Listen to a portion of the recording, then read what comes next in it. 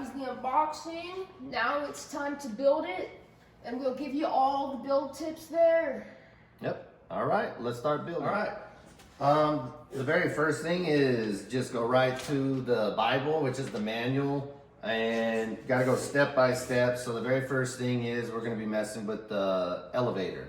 And one of the things we did learn on our first build, which this will be our second, and we got one more coming to rebuild this, is after we wrecked and nothing was wrong with the wings, we took the wings off and we took the back elevator off. We noticed that it did come off kind of easy considering how good that glue sticks. And the reason why it did is, as you can see, the paint just came right off. So that's our tip, is to kind of score this a little bit and do it with a razor blade, a nice sharp one, and then you kind of cut off the paint. So we're gonna start that right now with this, and I'll show you what I mean right here. So we'll kind of score this up and get the paint off.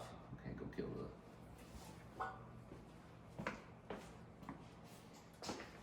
So what I mean by that is you kind of just get your razor blade and just slightly, see how easy that paint's coming off? Well, that's what it will do in flight. Eventually it'll just rip off. So it's best to get as much of that styrofoam as possible that you can. And the magic of making a video, voila, it's done.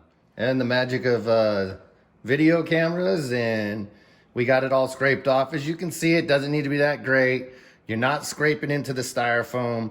You're only trying to get the paint off so it's nice and smooth. So there you go. That's how it looks. It's not it's not exactly perfect, but again, once this goes in, it's now going to get a lot better grip on each other. The next step is to take your horns, and you're going to put your horns on all your flaps or ailerons, your rudder, all that great stuff. Some of the building tips that I'm going to give you right there is pre-look. Some of them you can't screw into, and some you can. So it's only 2 screws per aileron. The other thing is, it is really small. So my recommendations is get a screwdriver that is magnet tip, and be careful not to over tighten these, because you're only just going to squish the styrofoam, but you do want it nice and tight. The other thing is, be careful not to slip off and poke right into your styrofoam. So we're going to take care of this step real quick, and we'll move on to the next. So as you can see right here, these are little tiny screwdrivers. You're just gonna get them started. Don't over tighten them, because you gotta get 2 in per side. And it is a little finicky, so it is a little tough because how small it is. And cut it off. So as you can see right here, these are the horns that are put on. Again, the horns go down to the bottom side where the glue will be, because this is how it's gonna sit on the airplane. So, and that's where your controls are gonna be. And that's how it goes on. It's just 2 screws per. Again, use a magnet, have some patience, don't over tighten it. Just tighten it down until they're super, super snug. Don't want to strip those out. It would be very easy to do. And once this once you get all the horns on this, you're gonna do it on the rudder and your ailerons, and then you're done with that step. Okay, so that step, now that they're all done, we got horns on everything. It's 2 screws per side. It kind of looks like there might be 2 different size screws on that. The longer one goes up at the top, and the shorter one would go in the back. Just pay attention to that as you do it. And yes, it is gonna still stick out just a little bit because they're down pretty tight, but I don't think that's enough of aerodynamic or anything that we're worried about during flight. So now we're on to the next step, and it looks like our next step is gonna be connecting the wing. Go ahead and shut it down. All right, so this step of connecting the wing to the fuselage, you're gonna need to use your Y harness. You're gonna have a plug on each side, and then one goes into the flight receiver. Again, that's important to know, and that you got to do this part, because when we put the flight receiver together and we do the channels, it's gonna ask if the servos are individual or if they're on a Y harness. So a Y harness basically just has one plug here that goes into the flight receiver, and then these 2 will go into each of the servos for the ailerons. So let's go ahead and connect those and get this going. Get this going.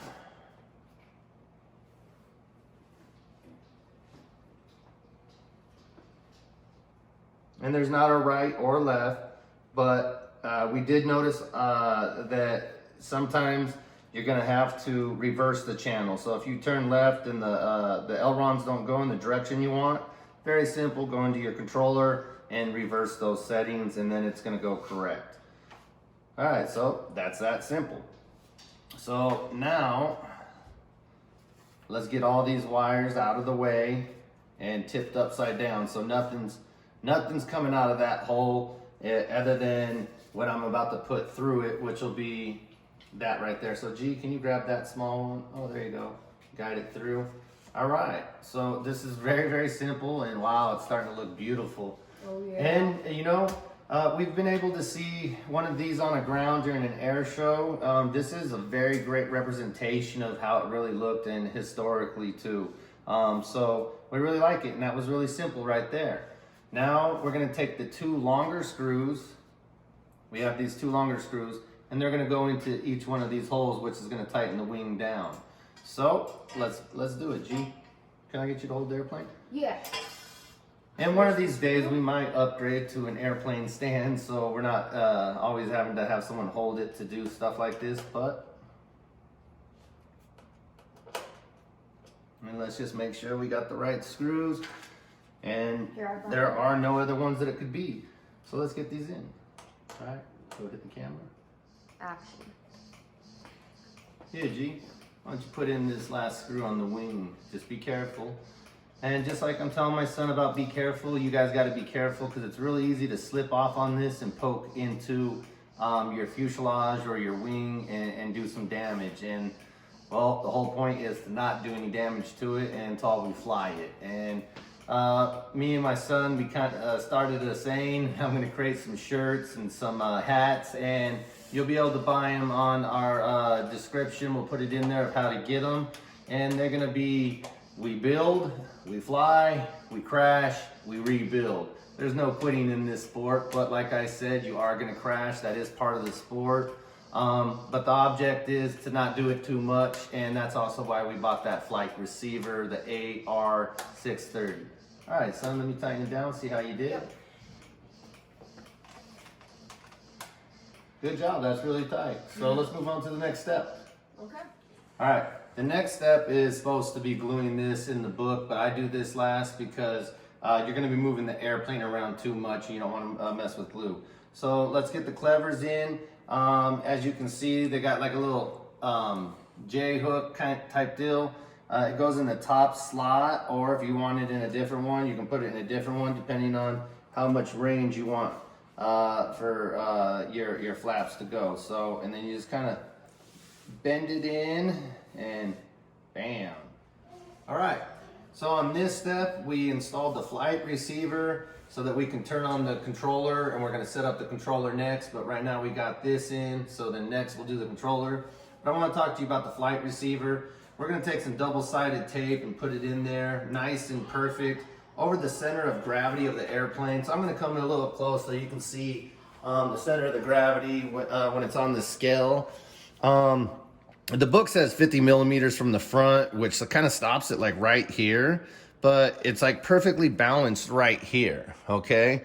So this right where we're gonna mount the servo, or I mean the flight receiver, and that should help it. We're gonna put double-sided tape. But before we mount it and we get everything tidied up in there, we gotta get the controller set up so that we can turn on and get the servos to set to wherever they're gonna be flush before we hook anything up, okay? That's a big, big important thing, that everything has to be centered on your controller and done right, and turn these on and let them go to neutral position. So that's installed, and how we installed that was very simple. Do not follow we did not follow the instructions in the manual, because in the manual, that's how it says to hook it up, which is gonna be different than your AR630 port assignment. So we hooked it up according to the manual that came with the flight receiver. So let's pause.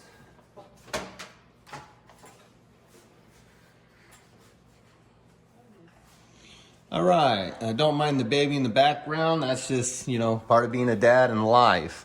But I want to show you on the flight receiver, it does have to be mounted at the center of gravity of the airplane. And like I said, we measured it and it came to right here. But when you put it on the scale, the center of gravity was more right here on these lines.